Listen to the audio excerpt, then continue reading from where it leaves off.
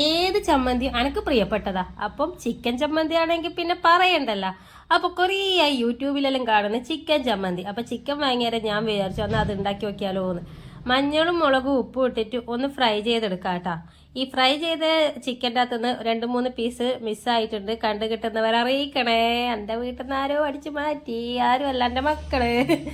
അങ്ങനെ ഉള്ളിയും ചെറിയുള്ളിയും വെളുത്തുള്ളിയും ഒന്ന് ഫ്രൈ ചെയ്തു അതേ എണ്ണയിൽ. അതിലേക്ക് തന്നെ നമ്മൾ വറ്റൽ മുളകില്ലേ, അത് ഞാൻ കുറച്ച് എടുത്തിട്ടുള്ളൂ, കാരണം മക്കൾക്ക് എരിവ് പ്രശ്നമാണ്.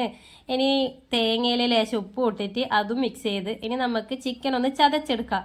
അയ്യോ ഞാൻ പറയാൻ വിട്ടുപോയി, എല്ലാവരും ഒന്ന് ലൈക്ക് അടിച്ച് സബ്സ്ക്രൈബ് ചെയ്യണേ.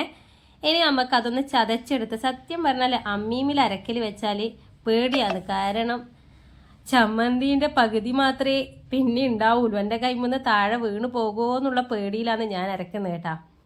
അങ്ങനെ ഇതാ ചമ്മന്തിയെല്ലാം ഒതുക്കി വെച്ച് ഉള്ളിയും വറ്റൽമുളകും കറിവേപ്പിലയും പുളിയെല്ലാം ഇട്ടിട്ട് ഒന്ന് ഒതുക്കി വെച്ച് ചിക്കൻ ചതച്ച് മാറ്റി വെച്ച് ഇനി നമുക്ക് വേണ്ടത് തേങ്ങയാണ്.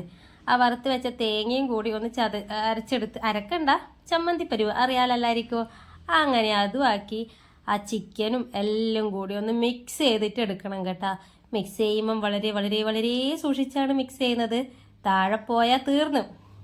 അപ്പം ഇതിൻ്റെ ഇടയ്ക്കൊന്ന് ചതച്ച് വെച്ച ചിക്കനെയും കാണാണ്ടായിട്ടുണ്ട്.